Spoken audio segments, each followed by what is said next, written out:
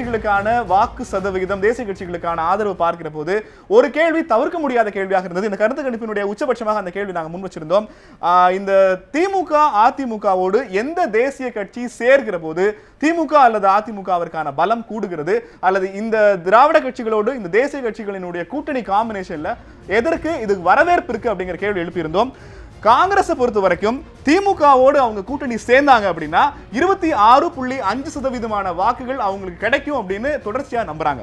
ஆனா காங்கிரஸ் அதிமுகவோட ஒருவேளை கூட்டணி அமைச்சாங்கன்னா அவங்களுக்கான வரவேற்பு சரிபாதியா குறைகிறது.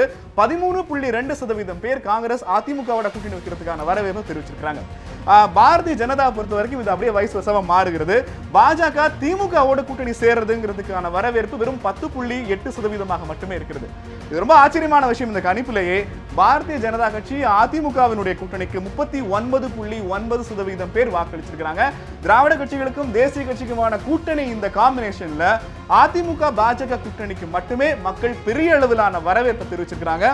39.9 அப்படிங்கிறது ஒரு ட்ரெமெண்டஸான நம்பராக தெரிகிறது. யானை இந்த நம்பர்ல உங்களுக்கு ஆச்சரியம் இருக்காதுன்னு எனக்கு தெரியும். என்ன காரணம் நினைக்கிறீங்க? இல்ல இந்த நம்பர் வந்து ஆங்கிலத்தில் சொல்ற மாதிரி தேர் நேச்சுரல் பார்ட்னர்ஸ் அப்படிம்பாங்கல்ல, அந்த மாதிரி அவங்க வந்து நேச்சுரலான அலைஸ் தான். அதிமுகவுடைய சமூக பார்வையும் பாஜகவுடைய சமூக பார்வையும் ஏற்றாடு ஒரே மாதிரியான பார்வை, திமுகவுடைய சமூக பார்வையும் காங்கிரஸுடைய சமூக பார்வையும் ஒரே மாதிரியான பார்வை. ஆனாலும் மக்கள் வந்து இவங்களும் ஒன்னா சேர்ந்தா நியாயம்னு நினைக்கிறாங்க. அவ்வளவுதான். பாஜக காங்கிரஸ் மட்டுமல்ல, கம்யூனிஸ்ட் கட்சிகளை பொறுத்த வரைக்கும் கூட இந்திய கம்யூனிஸ்ட் அதிமுக கூட்டணிக்கு 1.14 அளவுக்கான வரவேற்பு இருப்பதாக மக்கள் தெரிவிச்சிருக்காங்க. இந்த கூட்டணியோடு அகில இந்திய சமத்துவ மக்கள் கட்சி ஒருவேளை சேரும் பட்சத்தில் அது 1.15 ஆக இருக்கும் அப்படிங்கிறாங்க. இடதுசாரிகளுக்கும் திமுகவுக்குமான ஒரு இடைவெளியை இந்த கருத்து கணிப்பு முழுக்க நிறைய பார்க்க முடிகிறது. பெரிய லெவல்ல இடதுசாரிகளை திமுகவோட அலையன்ஸ்ல சேர்க்கறதுல மக்களுடைய அந்த எண்ண ஓட்டம் இல்லை. அதுக்கான காரணம் என்ன? இடதுசாரி தோழர்கள் பல நீங்க சொல்ற மாதிரி விவசாய தோழர்களாக இருந்தாலும் சரி, அல்லது ப்ளூ காலர் ஜாபா இருந்தாலும் சரி, அவங்க திமுகவோட நெருங்க முடியாமல் இருப்பதற்கான காரணம் என்ன? இந்திய கம்யூனிஸ்ட் அதிமுகவோட நெருங்குறதுக்கு 1.14 ஓரளவுக்கான ஏற்றுக்கொள்ளக்கூடிய நம்பரா இருக்கிறதுக்கான காரணம் இல்ல. இடதுசாரிகளுக்கும் திமுகவுக்கும் மட்டும் இல்லை, இடதுசாரிகளுக்கும் அதிமுகவுக்குமே தொடர்பு இல்லை. இன்னைக்கு இடதுசாரிகள் அனைத்து இந்திய அளவிலே மிக தெளிவா 2 பேரோட உறவில்லைன்னு அறிவிச்சிட்டாங்க. ஆனால் இந்த பர்செப்ஷனே கூட இன்னும் மக்கள் மத்தியில இடதுசாரிகள் 2 பேரோடையும் நிராகரிச்சுட்டாங்கன்ற கருத்து இருக்குல்ல, இன்னும் முழுமையா போய் சேரலங்கிறத காட்டுது. இந்த நம்பர்ஸ் அப்படிங்கிறது ஒவ்வொரு முறையும் அந்த ஃபார்ம் வந்து தேரடியா கொடுக்கப்படலை யாருக்குமே. உட்காந்து நீங்க என்ன சொல்றீங்க அப்படிங்கறத கேட்டுட்டு போல அவங்களோட உட்காந்து கிட்டத்தட்ட அரை மணி நேரமும் 1 மணி நேரம் ஒரு நபரோட பேசி அவர் என்ன சொல்ல வரா, ஏன்னா கருத்து கணிப்புங்கிற டேட்டா எடுக்க வருகிற போது பதில் சொல்றதுக்கான ஆயத்தங்கள்ல வேற மாதிரியான முடிவுகளை நம்ம சொல்றோம். ஆனா அது மட்டும் இல்லாமல் ஒரு வகையிலான கலந்துரையாடல் பாணியில தான் இந்த கருத்து கணிப்புகள் பெறப்பட்டிருக்கிறது. ஆனா இந்த நம்பர் ஓரளவுக்கு குறைவா இருந்தாலும் கூட திமுக அதிமுக வாக்கு வங்கி பெருசா இல்ல, ஒரு மாற்று தேவைங்கிற மாதிரியான நம்பர்ஸ் இன்றைய எங்க கருத்து கணிப்பு முடிவுகள்ல தெரியலையே. என்ன காரணம்? இல்ல மாற்று தேவைங்கிறதுக்கான நம்பர் இந்த கருத்து கணிப்புல தெரியல, அவ்வளவுதான். ஆனா மக்கள் கிட்ட இருக்குங்கிறது நேரடியா நாங்கெல்லாம் பார்த்துக்கிட்டு இருக்கோம். என்ன மாற்று தேவைங்கிற பார்வை மக்கள் கிட்ட இருக்கு. இந்த கருத்து கணிப்புல அது பிரதிபலிக்கப்படல. அது காரணங்கள் பல இருக்கலாம். கருத்து கணிப்புடைய சாம்பிள் சைஸ் காரணமா இருக்கலாம், கருத்து கணிப்பு எடுக்கப்பட்ட இடம் காரணமா இருக்கலாம், கருத்து கணிப்பு எடுக்கப்பட்ட காலம் இருக்குல்ல அந்த நேரம் காரணமா இருக்கலாம். மல்டிபிள் ஃபேக்டர்ஸ் இருக்குல்ல. அதை தாண்டி நான் சொல்ல விரும்புற விஷயம் முக்கியமா என்னன்னு பாத்தீங்கன்னா, தமிழ்நாட்டுல தனிநபர்களை சார்ந்த அரசியல் கட்டமைக்கப்பட்டிருக்கு. அப்ப இங்க மாற்று அரசியலை முன்னெடுப்பதற்கு மிகப்பெரிய ஆளுமையாக யாரும் இன்னும் முன் வரல. மக்கள் மனசுல ஒரு பெரிய ஆளுமை எதுவும் இல்லை. ஆனா நீங்க ஒரு பக்கம் பாத்தீங்கன்னா திமுகவை பிரதிநிதித்துவப்படுத்த கலைஞர் இருக்கிறார், அதிமுகவை பிரதிநிதித்துவப்படுத்த ஜெயலலிதா இருக்கிறார். ஆனால் இந்த 2 பேருக்கு மாற்றான ஒரு அரசியலை பேசுகிற போது அதை பிரதிநிதித்துவப்படுத்துகிற தலைவர் யாருங்கிற கேள்வி இருக்குல்ல, அது தேவையா இல்லையாங்கிறது இன்னொரு விவாதம். ஆனால் அப்படி ஒரு தலைவர் இல்லாத ஒரு சூழ்நிலையில மக்களுக்கு வந்து பதில் சொல்வதில் சிக்கல் இருக்கலாம். ஆனால் தான் நீங்க பாத்தீங்கன்னா திடீர்னு ஒரு 3000 இளைஞர்கள் போய் சகாயம் அரசியலுக்கு வர வேண்டும்னு இயக்கம் நடத்துறாங்க. என்ன இது எல்லாமே ஒரு பெரிய வெற்றிடம் இருப்பதனுடைய அடையாளம் தான். அந்த வெற்றிடம் நிரப்பப்பட வேண்டிய அவசியம் இருப்பதுதான் அது காட்டுது. அதை இந்த சர்வே பிரதிபலிக்காமல் இருக்கலாம், வேறு சர்வேக்கள் பிரதிபலிக்கலாம். இல்ல ஒரு திமுக அதிமுக மாற்றாக தேசிய கட்சிகள் வளர்றதுக்கான ஸ்கோப் இருக்குன்னு இந்த கருத்து கணிப்பு முடிவுகளை நம்புறீங்களா ராகவன்? இல்லைங்க, இந்த கருத்து கணிப்பை கூட நான் என்ன நினைக்கிறேன், இன்னும் டெவலப் ஆகும் பொழுது, இப்போ நம்ம இப்போ டிசம்பர்ல இருக்கிறோம், இன்னும் 2-3 மாதங்களுக்கு பிறகு அந்த கிளாரிட்டி இருக்கணும். பிக்சர் கிளியரா இல்லாதப்போ மக்கள் ஒரு முடிவை எடுக்கவே முடியாது. நீங்கள் என்னதான் நீங்கள் ஒரு முடிவு எடுத்தாலும் கூட கிரவுண்டில் யாரோட அலையன்ஸ் போகிறாங்கன்னு பார்க்கணும். நீங்கள் அப்போ எடுத்து பார்த்தீங்கன்னா ஓரளவுக்கு மேட்ச் ஆகும்.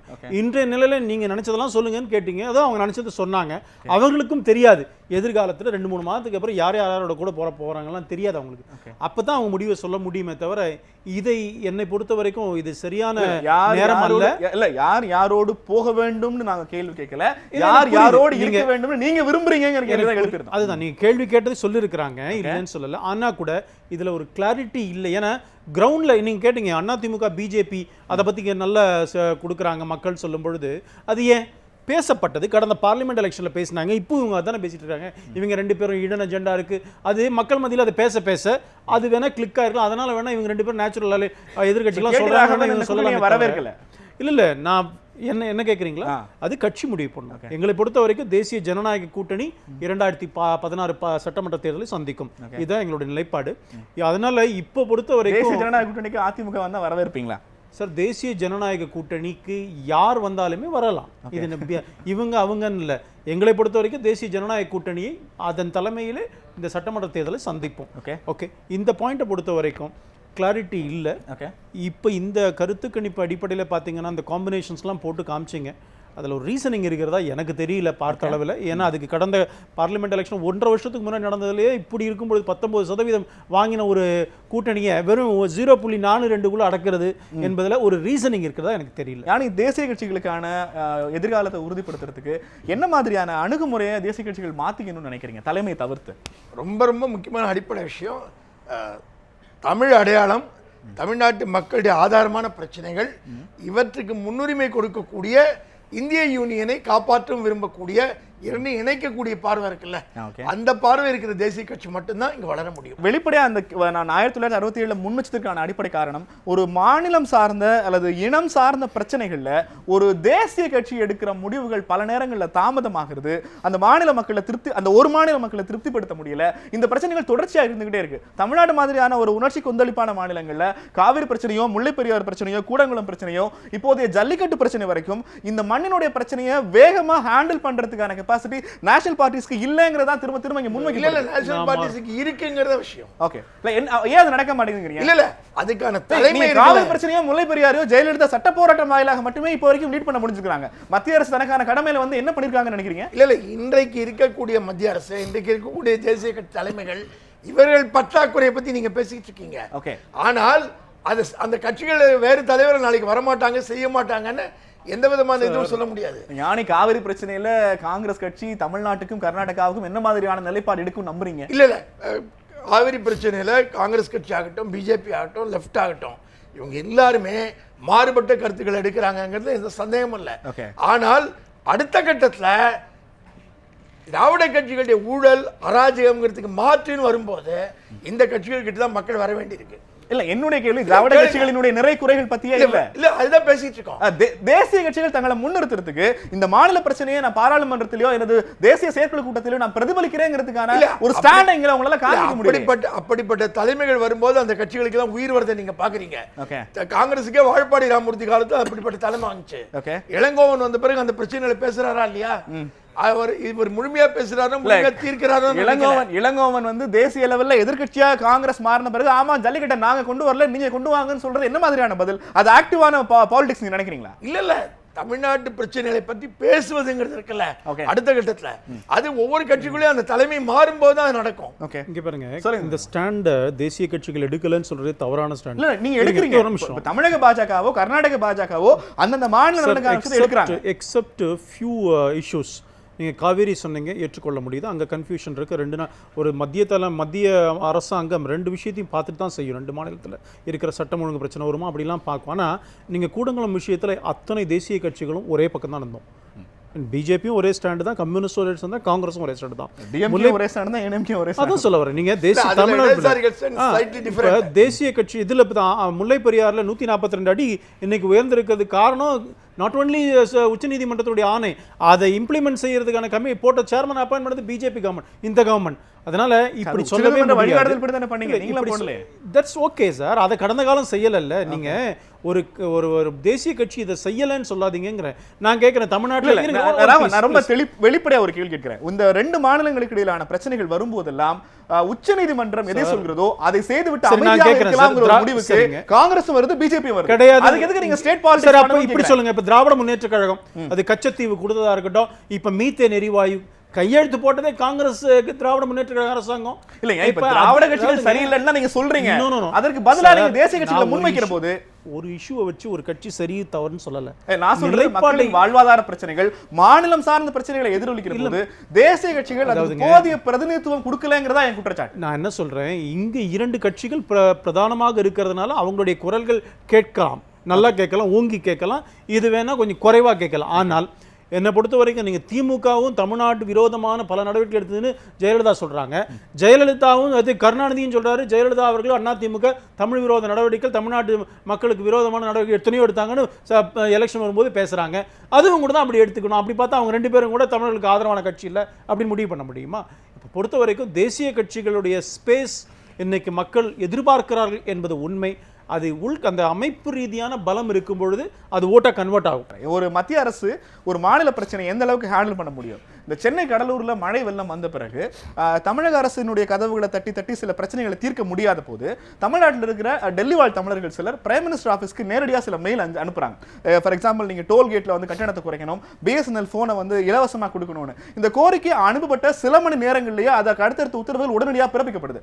ஒரு மத்திய அரசு ஒரு மாநிலத்தினுடைய பிரச்சனையில அந்த அளவுக்கு ஆழமா புரிகிற போது நீங்க இந்த கூடங்குளம் அல்லது முல்லை பெரியாறு, இந்த காவிரி மாதிரியான வாழ்வாதார பிரச்சனைகள்ல உங்க அக்கறை அதிகமாக இருக்கிற பட்சத்தில் திராவிட கட்சிகளுக்கு மாற்றாக மக்கள் உங்களை முன்னிறுத்துவார்களே அப்படிங்கிறதா என்னுடைய கேள்வி. ஆமாங்க, கூடங்குளத்துல திரு நெல்சனுக்கு கூடங்குளம் திறக்கிறது பிடிக்கலங்கிறதுனால பிஜேபி அதே ஸ்டாண்ட் எடுக்கணும் அவசியம் கிடையாது. சரி, எதிர்ப்பு வரத்தான் வரும். நான் என்ன சொல்றேன், அங்க கூடங்குளம் ப்ராஜெக்ட்ங்கிறது அனைத்து கட்சிகளும் அதை ஆதரித்த ஒரு இதுதான், எக்ஸப்ட் 1 or few. மீதி எல்லாருமே ஆதரிக்கிறாங்க. அதனால உங்களை வேணா சேர்த்துக்கிறாங்க. அதனால அந்த மாதிரி இல்லை. மத்திய அரசாங்கத்தை பொறுத்த வரைக்கும் சில நடைமுறை இது இருக்கு. அதாவது இப்போ நீங்க வந்து டோல் பிளாசால செய்ய முடியும்னு சொன்னா அது மத்திய அரசாங்கத்தினுடைய டைரக்ட் இதில் இருக்குது. அது முடிவு பண்ணலாம், முடிவு பண்ணாங்க. வேண்டாம் 18ஆம் தேதி வரைக்கும் டோல் கலெக்ஷன்ஸ் கிடையாதுன்னு முடிவு பண்ணாங்க. நீங்க ரயில்வேல ஒரு ரயில் நீர் கொடுத்தாரு, 1 லட்சம் பாட்டில் கொடுத்தாருன்னா அது அந்த அரசு அந்த துறை முடிவு செய்ய முடியும். ஆனால் ஒரு மாநில அரசாங்கத்தினுடைய விஷயங்களை பொறுத்த வரைக்கும் மத்திய அரசாங்கம் தயாராகத்தான் இருந்தது. பிரதமர் வந்த உடனே முதல்லயே 940 crores, அது இல்லாமல் 1000 crores கொடுத்தாரு. இப்பவும் இந்த அறிக்கை போனால் எவ்வளோ வேணுமோ செய்வதற்கு சரி தயாராக இருக்கிறோம், ஏற்கனவே சொல்லியிருக்கிறோம். கடந்த காலங்கள் அது நடந்ததல்ல. இந்த அரசாங்கத்தை பொறுத்த வரைக்கும் மத்திய அரசாங்கம் தமிழ்நாட்டில் இந்த இயற்கை சீற்றங்கள் பாதிப்பு தெரியும், அதற்கான அத்தனை உதவிகளும் செய்ய தயாராக தானே இருக்கும். அதனால அது மக்களுக்கும் புரிஞ்சிருக்கு, புரியாமலாம் ஒன்றும் கிடையாது. ஸோ உங்களுக்கான எதிர்காலம் பிரகாசமாக இருக்கிறது. எல்லாருமே எதிர்காலத்தின் மீது நம்பிக்கை வைத்துத்தான் அனைத்து அரசியல் கட்சி மாத்திரமல்ல தனி மனிதனும் இயங்கிக் கொண்டிருக்கிறான். எங்களுக்கும் அந்த எதிர்காலத்தின் மீது நம்பிக்கை இருக்கிறது. தேசிய கட்சிகளுக்கான எதிர்காலம் தமிழ்நாட்டில் எந்த அளவுக்கு இருக்கிறது என்கிற லோயலா கல்லூரி பேராசிரியர்கள், மாணவர்கள் மற்றும் லீக் அமைப்பு இணைந்து நடத்திய இந்த மாபெரும் கருத்து கணிப்பில் நிறைய முடிவுகள் முன்மொழியப்பட்டிருக்கிறது. இந்த முடிவுகள் சரியா தவறா என்பது குறித்து மூத்த பத்திரிகையாளர் திரு ஞானி, பாரத கட்சியினுடைய மாநில செயலாளர் கே டி ராகவன் இருவரும் நமக்கு வந்து நிறைய பதில்களை கொடுத்திருக்கிறார்கள். நிகழ்ச்சியில் வந்து கலந்து கொண்டமைக்கு நன்றி ஞானி மற்றும் ராகவன். நன்றி. சென்னை லோயலா கல்லூரி பேராசிரியர்கள், மாணவர்கள், blink research and services, news 7 Tamil இணைந்து நடத்தியிருக்கிற இந்த மாபெரும் கருத்து கணிப்பு 2016 இன்னும் அதிர்ச்சிகரமான பல கேள்விகளும் மக்கள் கொடுத்த வித்தியாசமான பதில்களை பார்க்க இருக்கிறோம். நாளை சந்திக்கலாம். நன்றி, வணக்கம்.